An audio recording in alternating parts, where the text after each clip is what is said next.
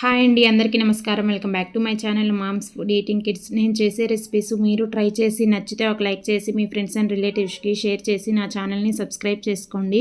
ఈరోజు నేను పొట్టు మినపప్పుతోటి చిట్టి మసాలా గారెల్ని చూపించబోతున్నాను. పైన క్రిస్పీగా లోపల సాఫ్ట్గా చాలా బాగుంటాయండి ఈ మసాలా గారెలు. మీరు పొట్టు మినపప్పుని 5 నిమిషాలలో ఎలా ఫాస్ట్గా కడుక్కోవాలో అన్ని ఈ వీడియోలో చూపించాను. ఇలా మీరు చేసి పెట్టండి. మీ ఇంట్లో వాళ్ళు అందరూ ఈ గారెలకి ఫిదా అవ్వాల్సిందే, అంత బాగుంటాయి. దీనికోసం ముందుగా ఒక గిన్నెని తీసుకొని దానిలోకి ఒక 2 కప్పుల పొట్టు మినపప్పు వేసుకుంటున్నాను. మీ దగ్గర ఈ పొట్టు మినపప్పు లేకపోతే వీటికి బదులుగా ఈ ప్లేస్లో గుండుపప్పు అయినా వేసుకోవచ్చండి. కానీ పొట్టు మినపప్పుతో టేస్ట్ చాలా బాగుంటాయి ఈ గారెలు అనేవి. వీటిని శుభ్రంగా ఇప్పుడు ఒక 2 సార్లు కడుక్కొని ఇలా నీళ్లు పోసి పెట్టుకొని ఒక 3-4 గంటల పాటు నానబెట్టుకోవాలి. చూసారా, ఒక 4 గంటల తర్వాత పప్పు అనేది ఇలా బాగా నానిపోయి ఉంటుంది.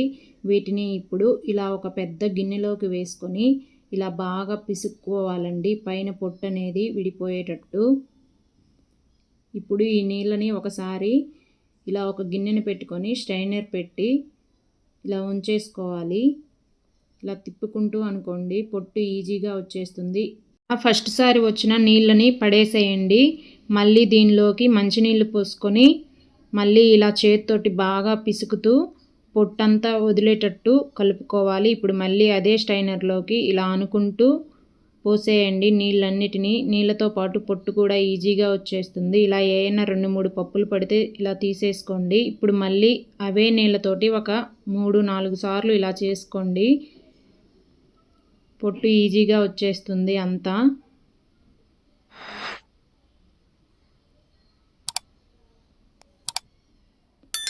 చూసారా, పొట్టు అనేది ఎంత ఆల్మోస్ట్ వచ్చేసింది. ఇప్పుడు దీనిలోకి మంచినీళ్ళు పోసుకొని ఒక 4 సార్లు కడుక్కోండి.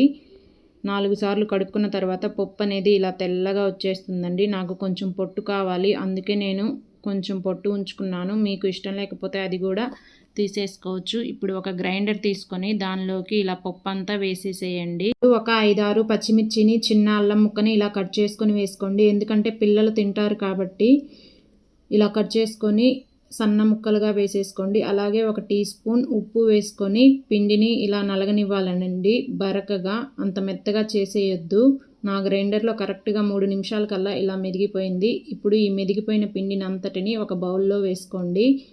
ఇలా వేసుకున్న తర్వాత 2 పెద్ద మీడియం సైజ్ ఉల్లిపాయల్ని ఇలా సన్న ముక్కలుగా కట్ చేసుకొని వేసుకోండి. అలాగే సన్నగా కట్ చేసి పెట్టుకున్న కొత్తిమీర, సన్నగా కట్ చేసి పెట్టుకున్న కరివేపాకు, సన్నగా కట్ చేసి పెట్టుకున్న పుదీనా, 1 టీ స్పూన్ జీలకర్ర, 1/2 టీ స్పూన్ ఇంగువ, మీ రుచికి సరిపడా ఉప్పు వేసుకొని పిండిని ఇలా సాఫ్ట్గా కలుపుకోవాలండి. ప్రెస్ చేయొద్దు, ఉల్లిపాయల్లో నుంచి నీరు వచ్చేసి లూజ్ అయిపోతుంది. చూసారా, ఇలా నేను చూపిస్తున్నట్టుగా కలిపేసుకోండి. ఇలా అంతా కలుపుకున్న తర్వాత పిండి కన్సిస్టెన్సీ ఇలా ఉండాలి. ఇలాగా అడుగు మందంగా ఉండే ఒక కడాయిని తీసుకొని దానిలోకి డీప్ ఫ్రైకి సరిపడా ఆయిల్ పెట్టుకొని మీడియం మంట మీద బాగా వేడవనివ్వండి. ఇలా ఒక ప్లాస్టిక్ కవర్ తీసుకొని దానికి నీళ్లు ఇలా తడి చేసుకొని మనం కలిపి పెట్టుకున్న పిండిలో నుంచి ఒక చిన్న నిమ్మకాయ సైజ్ అంతా పిండి ముద్దను తీసుకొని ఇలా ప్రెస్ చేసుకోవాలండి. నాకు ఇదే ఈజీగా ఉంటుంది. మీకు ఇలా చేయడం రాకపోతే టీ స్ట్రైనర్ మీద పెట్టుకొని చేసుకోండి.